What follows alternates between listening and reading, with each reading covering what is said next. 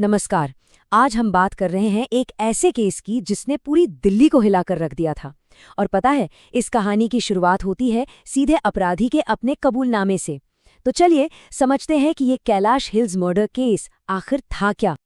जी हाँ, court room में ये शब्द थे 19 साल के राहुल मीणा के। लेकिन इस कबूलनामे तक बात पहुंची कैसे? इससे पहले आखिर हुआ क्या था? चलिए एक एक करके उन घटनाओं को समझते हैं जिसने वाकई पूरे शहर में सनसनी फैला दी थी। तो कहानी शुरू होती है बुधवार की सुबह से।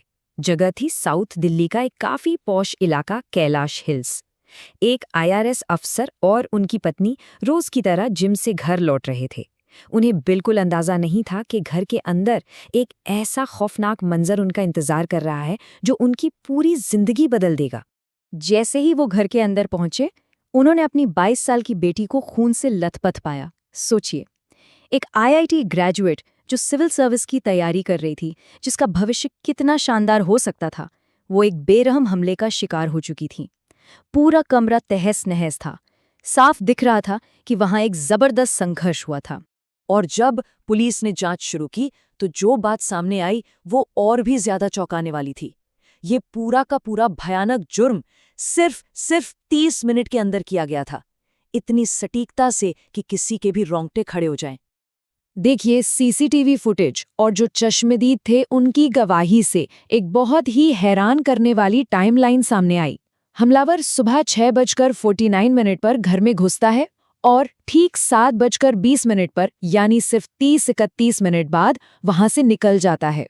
सवाल यह है कि इतने कम वक्त में आखिर अंदर हुआ क्या था? तो उन 30 मिनटों में एक के बाद एक खौफनाक वारदातें हुईं।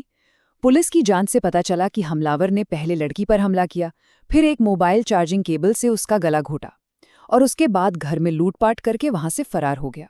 पोस्टमार्टम रिपोर्ट ने भी इस बेरहमी की पुष्टि कर दी। रिपोर्ट में साफ था कि मौत गला घोटने से हुई थी। साथ ही शरीर पर संघर्ष के दौरान लगी गंभीर चोटों के निशान भी थे, जो बता रहे थे कि आखिरी पलों में उसने कितनी जद्दोजहद की होगी। तो अब सबसे बड़ा सवाल ये था कि इतना शातिर मुजरिम इतनी जल्दी पुलिस के हाथ लगा कैसे? जांचकर्ताओं ने, आप कह सकते हैं, एक एक करके सबूतों की कड़ियों को जोड़ा। कॉलोनी के सीसीटीवी फुटेज से शुरुआत हुई, फिर एक ऑटो रिक्शा ड्राइवर की एक बहुत ही जरूरी गवाही मिली और हर सुराग उन्हें धीरे धीरे मुजरिम के और करीब ले जा रहा था। और आखिरकार सबूतों की ये पूरी चेन जाकर खत्म हुई क्राइम सीन से करीब 25 किलोमीटर दूर द्वारका के एक होटल में। जी हाँ, वहीं पर जहां हत्या के बस कुछ ही घंटों बाद आरोपी ने बड़े आराम से चेक इन किया था। लेकिन सवाल यह है कि ये शख्स था कौन जिसने इतनी बेरहमी दिखाई? और जब उसकी पहचान सामने आई ना, तो एक और भी परेशान करने वाली सच्चाई पता चली। आरोपी का नाम था राहुल मीणा, सिर्फ 19 साल का एक लड़का जो पहले उसी परिवार में घरेलू नौकर का काम करता था। उसे पैसों की कुछ गड़बड़ी की वजह से काम से निकाल दिया गया था, लेकिन वो परिवार के रूटीन से लेकर घर के चप्पे चप्पे से वाकिफ था।